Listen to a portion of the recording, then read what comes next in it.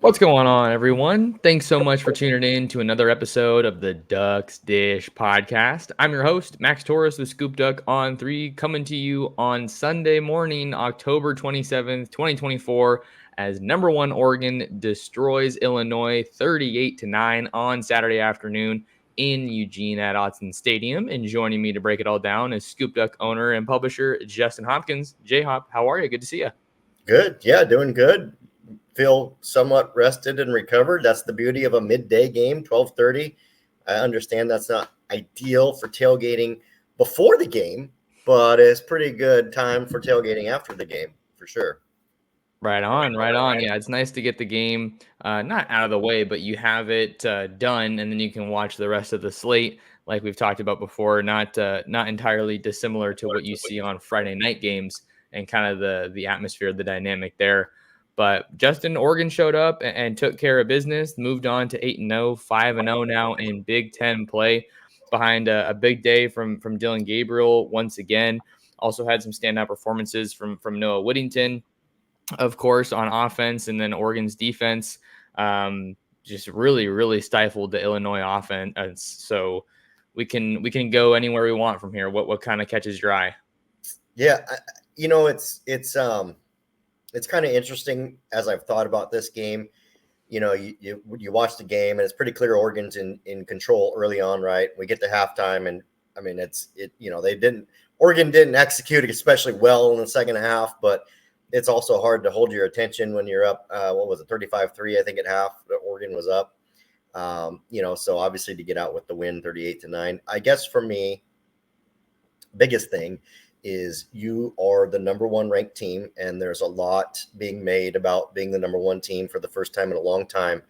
That can be really hard to kind of hold your attention, right? It can be really hard to manage just like the expectations of what comes with that. And so for me to see Oregon come out and say, hey, yeah, look, this is the number 20 team in the country showing up. We still got to come out here and play this football game. They did, right?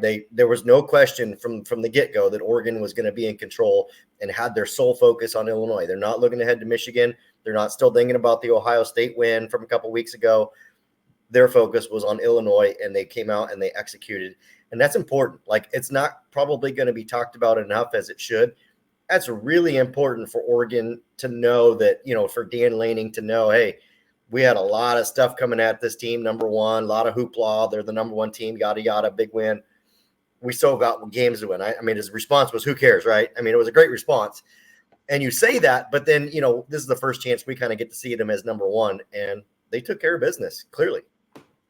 And that was part of what we talked about. I don't know if it was after Purdue or even leading up to this game, was trying to put some distance between the Ohio State game and what lay ahead of Oregon. I always never know if I'm saying that right. Lay ahead of Oregon this season. So I think that's something you have to give them a tip of the cap for sure, Justin, like you mentioned. And I think too, it's a little bit more interesting to see how they're carrying themselves and how they showed up yesterday. If you kind of look at it through the lens of, this is a team that barely beat Idaho, excuse me. Obviously, the Boise State win was close, but that win looks better every week. But from a team that looked like they might have been reading their press clippings a bit too much, or at least the play kind of prompted those questions, to go from that to where they are now, number one team in the country. You have a top 20 opponent come to town, and you don't overlook them. Not that we thought they were going to overlook them, but I think that you just saw a great performance from them. It kind of felt like a tale of two halves, especially for the Oregon offense. So I don't know if we want to necessarily start on a critical note, but even though they got a win, I think that it could have been a much cleaner performance, and I think any player and any coach would probably tell you the same. Yeah, they didn't execute as well in the second half. It's plain and simple, right? The defense did a good job, but in my mind, turned a little bit more bend but don't break, right? Just didn't really want to give up the big plays. Illinois had a couple long drives that they, eventually scored on. And I think, and you look at the offense, and the offense just kind of went into neutral outside of Noah Whittington, who looked fantastic yesterday. Probably the top performer. The biggest surprise, the most welcome news is seeing that, it's not going to all just fall on the shoulders of Jordan James. I mean, Noah Whittington ran like he was pissed off too, which we heard was the analogy for Jordan James last week. Well, Noah Whittington was pissed off yesterday, apparently. But even Jaden Lamar ran the ball really well, and that's good. That's good for Oregon. You get later in the season, those carries are going to add up for James, and you want to have that second guy to split them amongst. But yeah, there's no reason we can't be critical. Let's not just pump sunshine and say that the team was perfect. It wasn't perfect. It was a great win. They won. The most important stat is that Oregon's 8-0. Like, we're not glazing over that, but the reality is the second half didn't execute well. I know that there was some backups out there. I understand what Dan Lanning's trying to do too. He's trying to get out of the game, right? He wants to get out of that game without guys getting injured. And I just don't think he's the kind of coach that's ever going to want to run up the score unless Washington's on the other side of the football. Other than that, I don't think he's a guy that's ever going to want to run up the score. So I understand some of that. And I think had it been, we saw against Ohio State, Oregon had to come out in the second half and play well. So we know they can play well in the second half. It just seems as though like this game and the UCLA game, Oregon basically is up pretty big at half and just kind of goes into cruise control. And I think that's somewhat of a coaching philosophy a little bit. I want to talk a bit more about Noah Whittington because I think in the weeks leading up to this game, in my writing, or at least over on the site, I've been talking about how I wasn't concerned about Oregon's running back depth, but I was just curious about it because Noah Whittington was this amazing player last year, even though we didn't get to see him for very long. And then he got hurt, season cut short. And what we've seen from him for most of the year was like, there's some glimpses, but he doesn't quite look like that player that we saw from a year ago. And then to see what he did yesterday was just so encouraging. The toughness that he ran with, obviously trucking over the Illinois defender at the goal line was his biggest highlight, but he also caught a touchdown pass, which is a great development. He's always been kind of that versatile back that can do a little bit of everything for you. And we also saw a lot of different players get involved in the run game. We talked about Jaden Lamar, but we had some people on our boards that were excited about Dejon Dink-Riggs and the young true freshman number 21 that got to get some good carries out there and finished his day with 5 carries for 44 yards. So that was an encouraging sign as well. One of the takeaways that I had from the game, Justin, in my story was that Oregon kind of sputtered in the middle 8. And maybe you could just say the second half overall. I think you feel really good about what you saw from some of those backups on defense. It seems like the depth is definitely more there on defense for Oregon, and you're seeing them being a bit more consistent when the twos and reserves come in on that side of the ball versus the offense. But it's a different deal because for Austin Novosad came in, it's not like you have a full fresh starting 5 protecting you with all your weapons and things like that. But that is something that I think is a little bit, I don't know if I'd say a concern, because it's hard to say concern when you win by almost 30 points, but you can't play a dominant first half and then have that kind of a performance against Illinois later on this year and expect to win these big time games that Oregon wants to be in contention for and should be in contention for. So even though they got the win, I think that there's definitely a lot of meat left on that bone. And I don't think that the staff is probably super over the moon about that second half performance. No, I'm sure they're not. And there's areas that get better, but I think by and large, you're putting an offense out there that's basically just running the football. Everybody knows you're just going to run the football. And they're safe runs too. It's not really much, smash mouth up the middle. You're not trying for big plays. You're pretty much just trying to run the clock out, hold the ball. Defensively, it really turned bend but don't break. And, I think that was by coaching design. Again, go ahead and let them move the ball and take some time off the clock and move down the field. But ultimately, it still only netted them 6 points in the second half. They had three at halftime. So, I get it. I think a lot of the talking heads get it too, because I don't think you hear anybody out there saying, oh crap, we need to be concerned about Oregon because they kind of took their foot off the gas in the second half against Illinois. Everybody's like, nope, Oregon handled Illinois. By the way, that's the number 20 team in the country. It's not a bad team. It's not like it's just some team. They're the number 20 team in the country, and Oregon absolutely pounded them, drilled them. So, yeah, I'm with you, but different circumstances, we wouldn't see Oregon quite be so, vanilla, if you will, in the second half. And And again, I think if you're Dan Lanning, you don't care if you win by 30 or if you win by 10. You just want to get out of there in good shape and move on to the next week. That's all you can really ask for sure. And it looks like they did, finish the game pretty healthy. I don't think I've heard of anything too significant coming out of that one. But that's really what you look for. I think some of the standout performances for me, Justin, that caught my eye were in the secondary. Tyshim Johnson and Sione Laulea both had interceptions.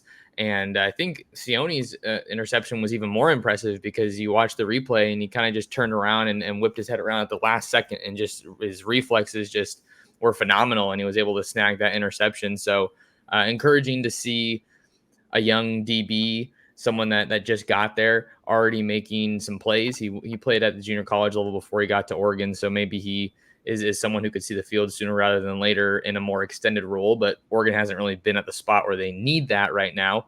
And then Tyshim Johnson was all over the place. He had half of a tackle for loss, 10 total tackles, and of course that interception. So he seems like he's a lot more comfortable this year than last year. I still think that he may not be their best cover option in the secondary, but I still think he had a great game and is continuing to put together a solid body of work for this Oregon defense. Yeah, I mean, I'm impressed with the secondary. Obviously, Jabbar Muhammad, that's a known commodity.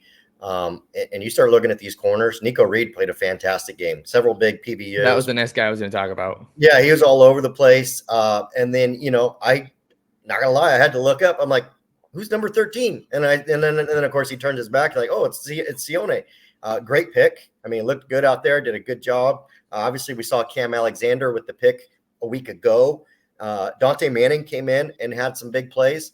So I guess my point is we're seeing the corners, the secondary, especially the corners, play some pretty good football. And that's, they're getting interceptions and they're not giving up big pass plays. And that's a great thing for Oregon. I mean, it's great for the future, but it's great for this season because, so far that position has stayed relatively healthy. But I mean, you never know when your number is going to be called, and it's good to see those guys out there getting some run. And, don't be confused. Illinois had their starters out there still. I mean, that wasn't against Illinois' backups. That was against, Altmaier and the other starters for Illinois. So it's great to see those guys making plays for sure. And with Oregon's corners playing so well right now, and the arrow definitely looks like it's pointing up for them as a group, I can't help but think that what they were able to do a couple weeks ago against Ohio State helped them. Not that they weren't locked down, shut down corners, but for the most part, they kept one of the best wide receiver, probably the best wide receiver core in the country. Maybe you got Alabama or Georgia kind of in that conversation as well. They kept that group relatively in check. And I think that we're seeing over these past couple of weeks, we're seeing that confidence is building and they're feeling better each week. So definitely great performances coaching these guys up by Chris Hampton and Rashad Wadood as well. So the defense is doing what you kind of expected it to do. And they also did it without Jordan Burch again. So I think it's great because you're in a position where you don't need Burch necessarily. Obviously, you'd like to have him out there if you can, but I think Oregon being able to adapt to some of these depth challenges, I guess, if you want to call it that, early this year. First, they had it with Bedford, right? And they navigated that, and now the offensive line looks really, really good. And now you have the Jordan Burch injury that came at the worst possible time in the season. Not too different from what happened with Kayvon Thibodeau, right? The last time that they played the Buckeyes, and now you have the defense not really missing a beat. So this is what you want if you're Dan Lanning. Yeah, defense playing elite football. Like, I don't know if somebody wants to throw some metric at me and say that they're not, then they're not watching the football games. Like, the defense is playing fantastic football. And now you have, I think we feel like the offense was a little bit inconsistent to start the year. Obviously, they've gotten progressively better. Kenyon Sadiq, of course, came up big yesterday, was one of the guys we kind of thought might have a big game and did. It's just you start seeing that. And now, as we were talking about a few minutes ago, we're talking about Noah Whittington.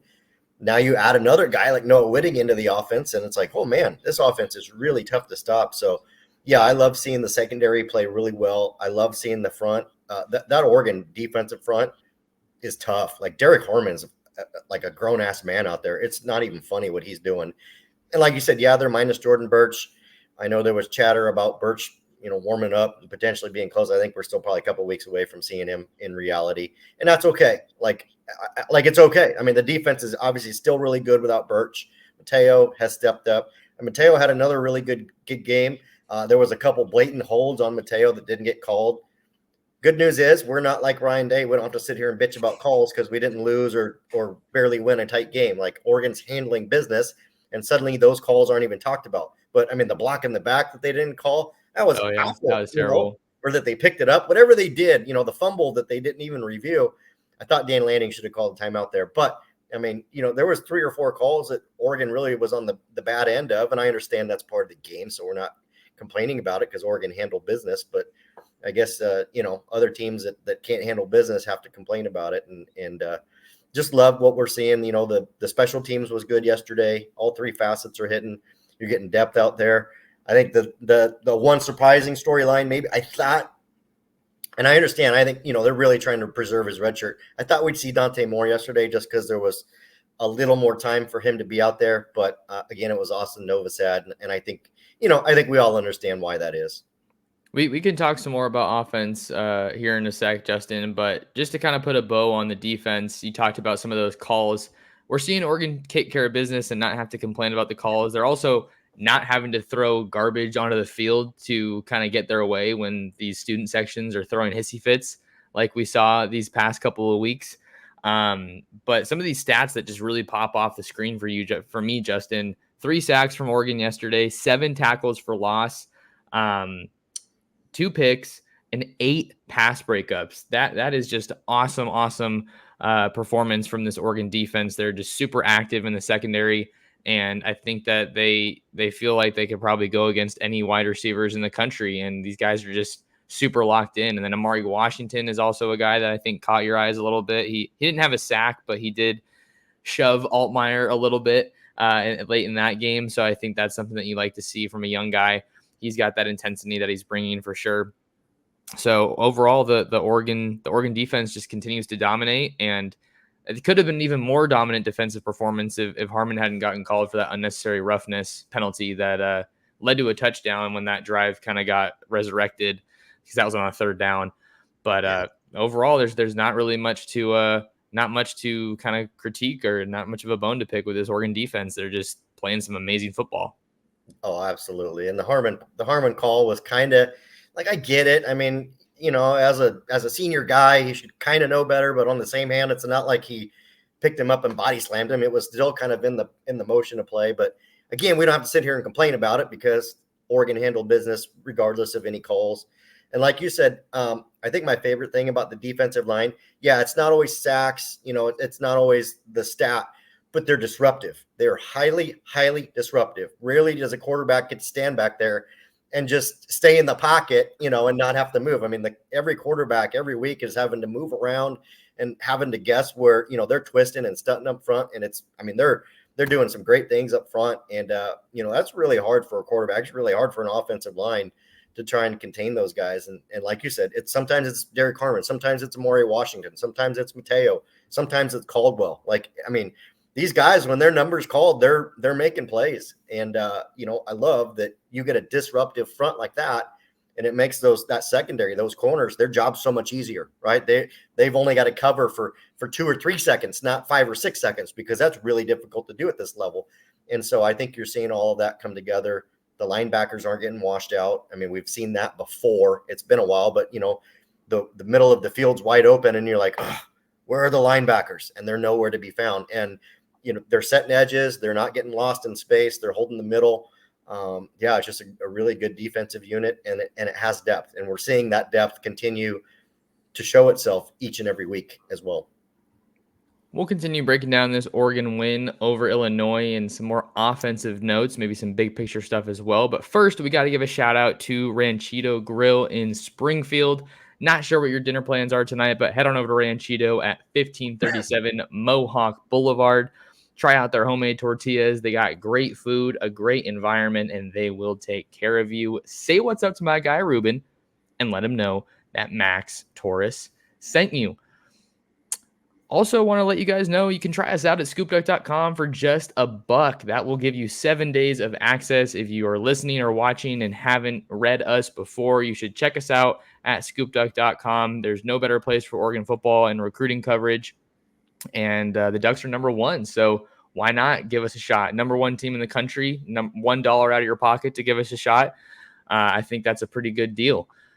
So we'll keep rolling here. Max Torres, Justin Hopkins of ScoopDuck. Glad to have you guys along on a Sunday, a victory Sunday, as Oregon takes down Illinois, takes care of business 38-9 on Saturday in Eugene.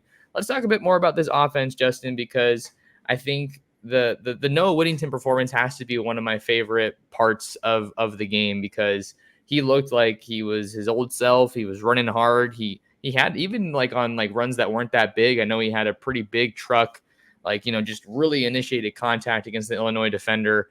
And that was one of those when you're watching, you go, oh, wow.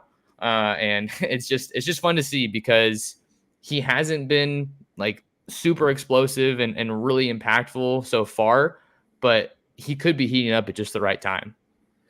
Yeah, it certainly feels like he's starting to trust his body more. And that's the key, right? Because when you come back from an injury like that, especially a knee injury, you get a little nervous, right? You don't want to sustain another injury, and the contact is everything. Like, it's not like Noah Whittington forgot how to carry a football. It's not like he forgot how to run. Like, none of those things went away just because he got injured. Usually 9 out of 10 times, that's a mental thing at that point. And just whether you're aware of it or not, you're worried about the injury and worried about getting re-injured and getting hit in the contact. And I think that's been probably his biggest issue to date. And then he threw it all out the window yesterday. He looked great. He ran hard. Like I said in the beginning, he ran like he was pissed off. And, I think we both know that he can catch the football. He's a great pass catching back, and also adds that kind of dynamic feature to the offense. But when he's out there and is no longer just a pass catching back, and you can hand him off the ball and he can power through, well, it makes it really tough on the defense, right? Because they would have assumed in the past that maybe he's just out there and they're going to throw a screen or something to him. But now you obviously can hand it off to him and he can run up the middle or whatever you need to do in your offense. And just having him, if you can get Jordan James back, unless he's hot, you need him. If you can get Jordan James back around 15 carries and just kind of lighten that load on his body, you need these guys in December. You need these guys in January. And I understand that we're almost all the way through October. You've got a really tough November coming up. You've got a couple tough games. You got to obviously keep winning your games. But you do, if you're Dan Lanning, you really need to start thinking about the wear and tear on some of these guys. And just because Jordan James isn't listed on the injury report doesn't mean that he's not nicked up in some way. Most of these guys are nicked up in some way, one shape or another. Their legs hurting, or their arms hurting, or whatever. You don't necessarily have to give that out to the public. These guys are just going to go in and get treatment and keep practicing and keep going. But if you're Dan Lanning, you know that, and you think, okay, if I can get James a little lighter load for a week or two because Whittington's playing such great football, I'm going to do that, and it's going to be better for the team. So loved his emergence. I loved, I'm going to be honest, I don't know if you're going here next, but the Kenyon Sadiq thing kind of felt gimmicky for a while. And it finally felt like yesterday and maybe the week before with Purdue that it was like, okay, this is actually a thing, and this is actually effective for the offense, because before it felt gimmicky and didn't really go anywhere. And now it's like, well, shit, here's a whole nother weapon now that you got to worry about. Yeah, and those are two developments that, again, like, it sounds kind of cliche, but it could be coming at just the right time. And I wasn't going there. We can talk about it in a second, but I think, which is one of the other notes that I think kind of goes with Noah Whittington and Jordan James, the run game. You talked about trying to get Jordan James to 15 carries. Like, that's like kind of your sweet spot. If J-Hop is running this Oregon offense, right? He had 15 carries yesterday, 15 carries, 83 yards, 5.5 yards a carry. Longest run was 12 yards, and I think you'd like to see a bit more explosive runs from Oregon if you could, but still a good rushing performance, 229 yards on the day, 5.9 yards per carry, and 2 touchdowns. One guy that kind of caught my eye, Justin, in the run blocking was Trayshawn Holden, and he didn't really have a big day. Two catches for just 7 yards, looking at the stats here just off to my side, but he looked like, motioning and just like he was throwing his body at guys, and wasn't necessarily always a super effective block, but you could really tell that he was trying to put his best foot forward. And I think that was an encouraging sign to see since that was his first action since the Ohio State ejection. So trying to put that behind him, and he's been one of the better blockers at receiver for Oregon because he is one of the bigger receivers for Oregon. So I think that was another good development, and I couldn't agree more with just trying to take some of that load off of Jordan James' shoulders. Yeah, again, you're right. Trayshawn Holden was very selfless out there, and I think Oregon made an effort. Although the game was getting away, I think they made an effort to try and get him the ball a couple times. Maybe wasn't quite necessarily there, but they did that because of what he was doing without the football, right? The blocking and the other things that he was doing completely selfless. And I mean, there's a guy that I think feels like he knew he was in the doghouse, which is great self-awareness on his part. He was in the doghouse. He made a mistake. And I think that was a guy that said, hey, I'm gonna get out here and help my team win and try to make up for the mistake I made. And that's what you want. You want that accountability. You want that maturity for a player to do that because, as we know, receivers, probably their least favorite thing to do is to block. They want to catch the ball. But, that's how you get rewarded for, blocking is by getting the ball thrown your way. So I think what's great is in Trayshawn's absence, we've seen Justice Lowe continue to blossom. And that's a great thing because now you're without Kyler Casper for likely the rest of the regular season, at least. So, Lowe moves into a more important role. And now, maybe if Trayshawn's, just if it's not hitting, you can put Lowe out there and you still feel good about your three. I mean, we know Eastu, we know Tez Johnson. Those are known commodities. I think you're looking for a couple guys behind him. Holden's going to get his. I'm still confident that he'll be back and they'll get him the ball. And his blocking's great, but having Lowe out there being that fourth guy and he had a nice day, had a couple nice grabs. Obviously another weapon or another feather in the cap for this offense. And that's what it feels like with Justice Lowe. And maybe that's a story that we can kind of tackle in the near future, just these weapons emerging for the Ducks as the season kind of continues to unfold. So he didn't have a crazy statistical day. Justice Lowe, he caught 2 of his 5 targets for 51 yards and a touchdown. So we're continuing to see that deep ball from Dylan Gabriel each week, which is awesome. That's what you want to see if you're an Oregon fan. And Andrew Boyle had a 44-yard field goal, which was great to see. It's so hard to find consistent kicking on any team in today's era of college football. So I know Oregon fans like to see that. Atticus Sappington had 4 touchbacks on 5 kickoffs. So overall, this thing's looking pretty good. And now you can turn the page to Michigan, another big road trip, another true Big Ten road trip. I don't think it gets more true of a Big Ten, more truer. There's not a bigger road trip in the Big Ten, I think, except for maybe Ohio State or Penn State. Yeah, it's a big one. It's up there. I mean, you could argue whether Happy Valley is bigger or the shoe is bigger. Honestly, Washington's a tough place to play too. You got to give them credit up there. They're all tough road games, right? But this one's up there. And I think you've got a Michigan team that, quite frankly, they've got 2 games worth playing for left on the schedule. This one and then Ohio State, right? And so if they can do anything, they'd love to be spoiler in either or both of those games. So whether they can do that remains to be seen. Honestly, they're not a very good football team. They really can't effectively complete a forward pass at this point.